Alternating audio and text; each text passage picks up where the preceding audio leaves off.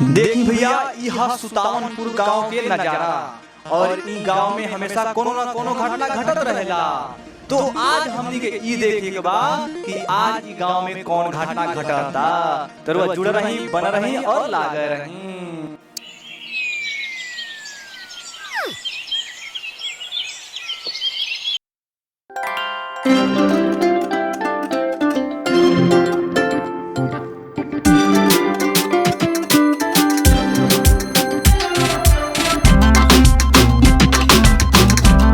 का हो किरानी भाई, भाई कुर्ता पहनले बड़ा आ पैजामा का हो गए? जानता रहो आजकल के जौन फैशन हो गल बानू, जौन हमके पैजामा रखनु आजकल के नईकी जौन छोड़ी सन भाड़ी सन उ पैजामा के प्लाजा बना ले भाई नया सिस्टम में।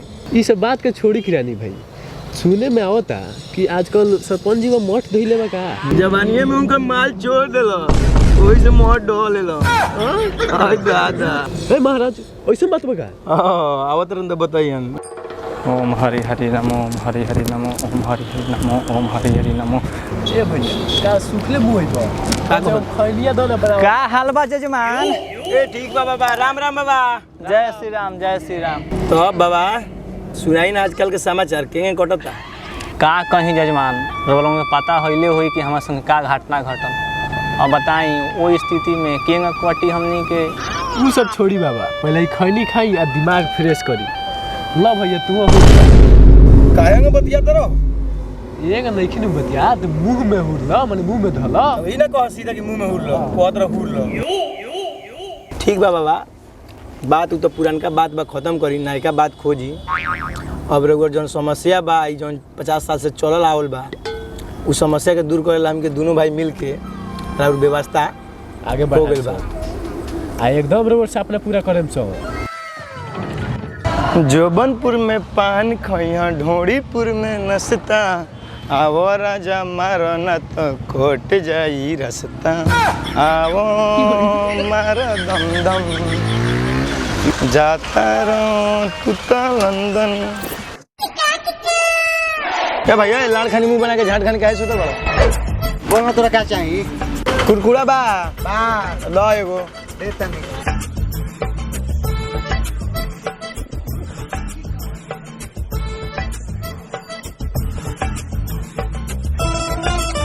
हेलो।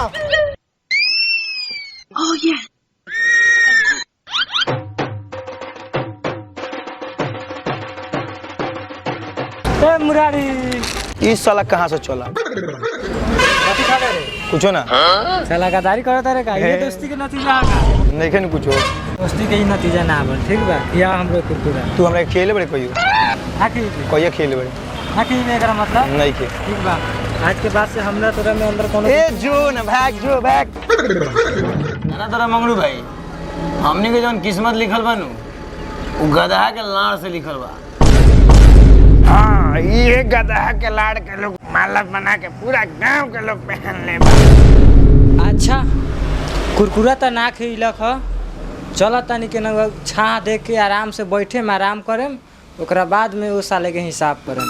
हाँ, हमनी के गांव के राजा त मर गल, पता ना चलल कहाँ से खजाना नुका के गए। हमनी के उ खजाना मिल जाई हाँ तो ई गधा के लाड़ ना सोना के लाड़ के माला पहन के घूम। हाँ, अपने के खजाना मिल जाई तो कितना सोना का लाड़ खरीदा जाए, तू ठीक को नहीं। ठीक कहा तारा मंगू भाई। जवानी तो लाड़ चाट के गुजरिए गए, हाँ कम से कम बुढ़ाई तो कुल्फी चाट के गुजरो। सुन ले बनी, हियाँ से कुछ दूर सुतावनपुर में एगो बाबा रहेला। कौनो जवान लड़का चल जाता बाबा के पास, वो खजाना के पता लगा दी तो अपनी के माले माल हो जाए। खजाना ठीक कह तारा मंगरू भाई, अगर कोनो जवान लड़का जाके पता लगा लेता तो सही बात बा कि हमी के जब जौन बुढ़ारा बानू हिसाब जवानी में कटी। यह तो मुर्गा फंस गल, सुनो तो सरवा है दे। सुने तो सुने दो, जाई तो अपने भेटाई बुझा जाई ओकरा। अब तो बुझाता पार्टनरवा के बतावे के होई। पार्टनर पार्टनर पार्टनर रे, पार्टनर पार्टनर रे, बहुत आज के मालूम चल गल बा। अरे साला का कहत रे? हाँ पार्टनर, बहुत कुछ सुननी है। का सुन लो आवा बैठ के बताओ सुन बता काहे हमरा बड़े बोल का कहत रे को बाग पार्टनर रहनी है तोरा के राज के बात बतावे बताओ बताओ का कहत रे अंदर पार्टनर गोरनी बरहम बाबा ठन तो 2-3 गो बुढ़वा बैठल आ खजाना के बारे में बात बतावत लहन सन कैसन खजाना खजाना जो लाखों बरस से छुपा के रखल बा एगो राजा छुपैले रहे वो खजाना के चल पता करल जा एगो बाबा बारन बड़ी दूर बैठल पता बतैलन सन हाँ मालूम बा चल खोज के आवल जा चल पार्टनर चल तो चल खोज के आवल चल तू हमसे दुश्मनी कैले ले देखता हम कितना बड़का बात तोरा के बता चल ना दोस्त गांव के लोग भी बटवा दिए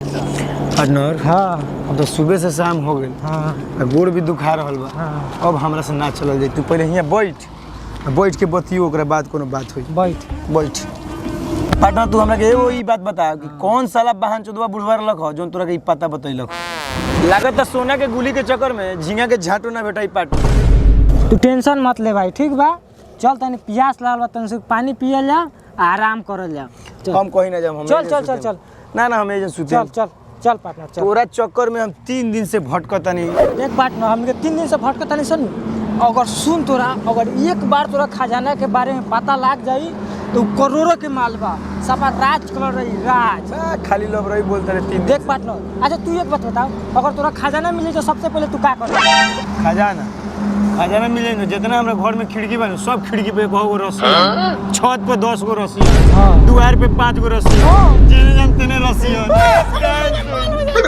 ठीक बा पार्टनर जौन तोर सपना बानू जरूर पूरा होई 3 दिन से तो भटकतानी सन तन दुराऊ सही चल जाओ अगर जे बाबा भेटा जाइ हम खजाना के बारे में राज बताई हम तो हमनी के माला माल हो जाल जाई चल कल बा तनी पानी पी ले आराम कर ले ओकरा बाद चल पता लगाओ ए पार्टनर एगो बात कही हां कौन ना हमरा लगता हां ये खजाना वाला मंदिर हां तनी में लाइट तो लौकल बा अब बाबुआ देख न पार्टनर लगता केनो बैठल बा का अंदर चलो ना देख के पता करल जाओ पनिया पियाओ ना तो चलो जे बात करी पिया जल्दी चल पार्टनर हां पार्टनर कौनी हम ये मंदिर है बुझाता इतना जंगल के बीच ये एगो मंदिर बा ये पार्टनर जा ये पार्टनर बगली में बाबा के कुटिया बा चलो ना कुटिया में तो बाबा कुटिया में बारा कुटिया में चला बारा। देखा बाबा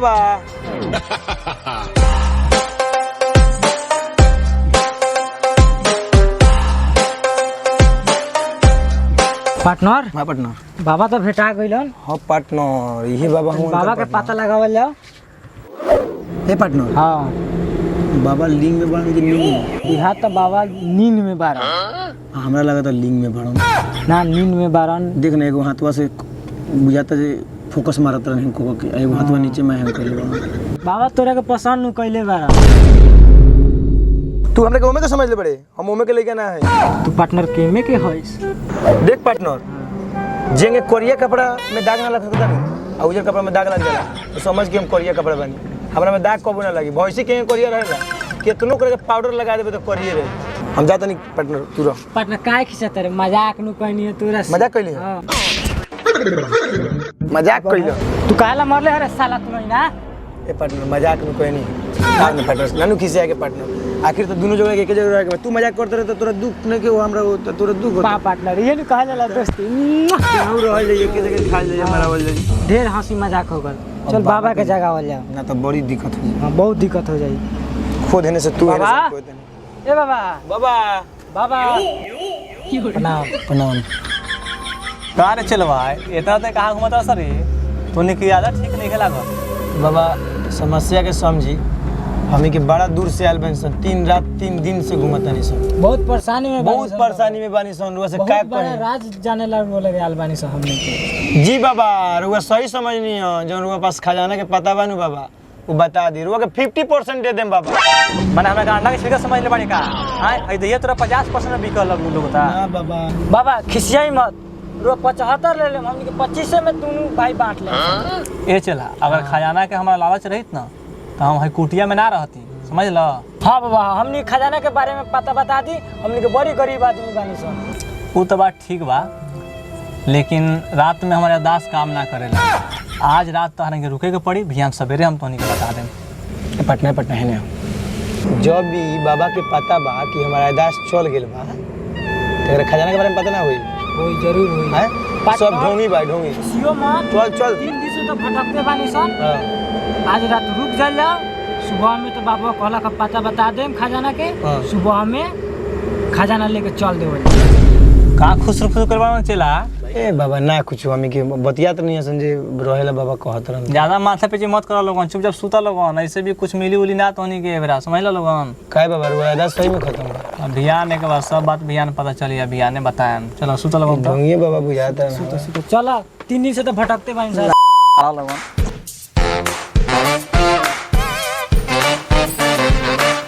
अच्छा ये लोग खाली सूतो लोग बात तो ये लोग के सब खजाना के हम थाहे लगा दे पार्टनर गामछा दे। बाबा तो गोइलन सूते, ये बिछाओ ना, ये सिरहानी या ये सब कुछ बा पार्टनर। ओढ़ना ठंडा लगी तो ओढ़ लिया या गर्मी लगी तो बिछा लिया।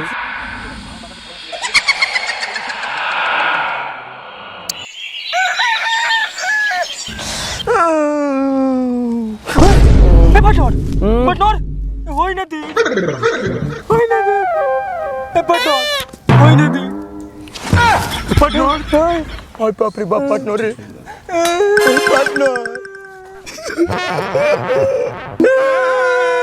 तू कहला रोत रे पार्टनर डरा गेली है का तोरा का बात पार्टनर तोरे साथे मिलो तोर मोरे साथे मिलो पार्टनर तोर लगन ना होला हमर बच्चा लाल बाबा रे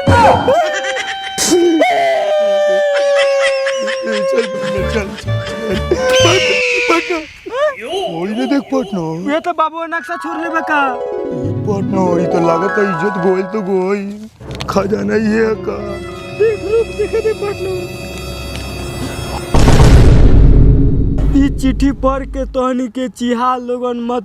हमर इच्छा रहे कि तोहनी जैसा नौजवान लड़का के ली हमर इच्छा पूरा भइल। अब हम आसानी से स्वर्गवास जा सकतानी। बाबा सुतारण बाबा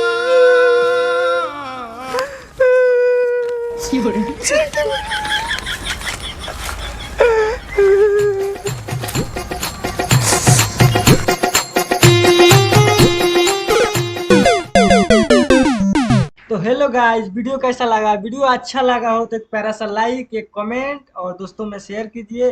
और जल्द से जल्द वीडियो पाने के लिए चैनल को सब्सक्राइब कीजिए और बेल आइकन को ऑल पर प्रेस कर लीजिए ताकि सारा वीडियो का नोटिफिकेशन सबसे पहले रउआ लगे पहुंचे। समझनी? इस चैनल पे फिर से काम शुरू हो चुका है और बहुत ही अच्छा वीडियो आने वाला है, धाकड़ वीडियो आने वाला है। तो आप सभी से यही निवेदन है कि जुड़े रहिए, बने रहिए और दोस्तों को शेयर कीजिए, क्योंकि आपको हम हंसाने का काम करेंगे। थैंक यू, धन्यवाद, ऑल द बेस्ट।